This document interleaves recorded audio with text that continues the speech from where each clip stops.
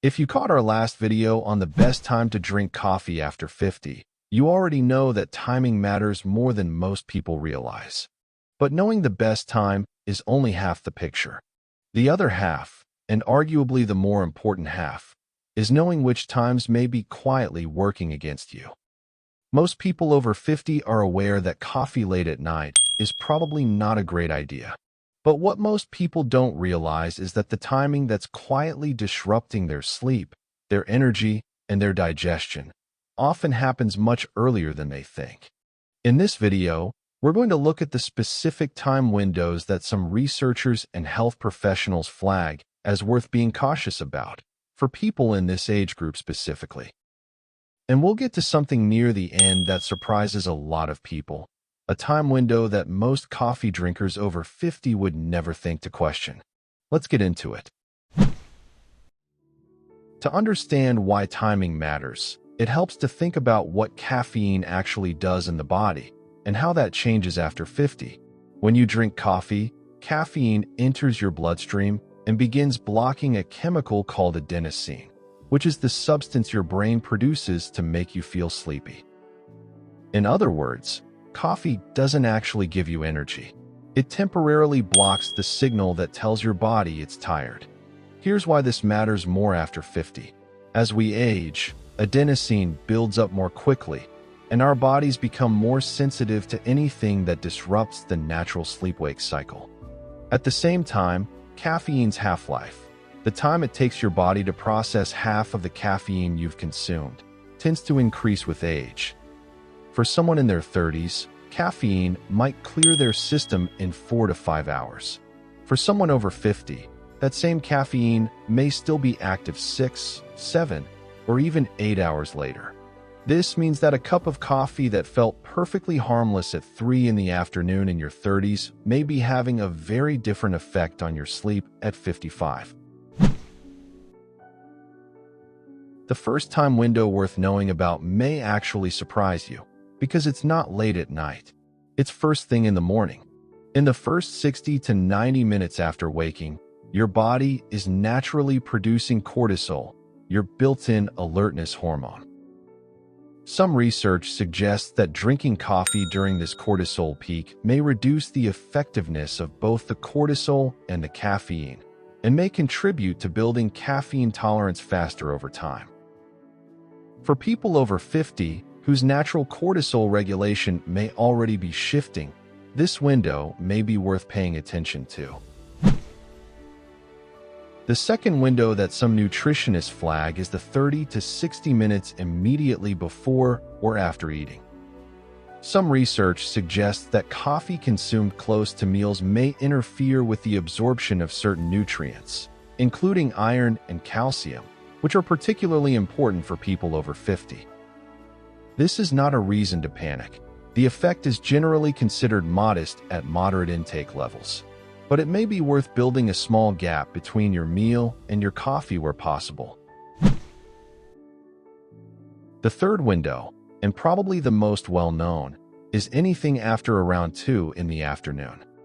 Given what we know about caffeine's extended half-life after 50, a cup of coffee at 3 p.m. could still have meaningful amounts of caffeine active in your system at 10 or 11 at night. And the tricky part is, you may not feel it keeping you awake. The caffeine may simply be reducing the quality of your deep sleep without preventing you from falling asleep at all. Some sleep researchers suggest that for people over 50, the afternoon cutoff may need to be earlier than most people assume, closer to 1 or 2 p.m. rather than the commonly cited 6 p.m. Let's talk about what poorly timed coffee actually looks like in practice, because for a lot of people over 50, the signs are there, but they've just become the new normal. You fall asleep without much trouble, but you wake up at 2 or 3 in the morning and can't get back to sleep easily. You wake up in the morning feeling like you didn't really rest, even though you were in bed for 7 or 8 hours. You find yourself needing coffee earlier and earlier in the morning just to feel functional, and the cycle continues. Beyond sleep, poorly timed coffee may also show up as digestive discomfort, increased anxiety or restlessness, or that familiar mid-afternoon energy crash that sends you reaching for yet another cup. None of these are inevitable, and none of them mean you need to give up coffee. They may simply be signals worth paying attention to when it comes to when, not whether, you're drinking it. So with all of that in mind, here are some practical approaches worth considering. The simplest starting point is a 2-week experiment. Nothing permanent, just an observation period. For 2 weeks, try shifting your first coffee to at least 90 minutes after waking, and your last coffee to no later than 1 p.m.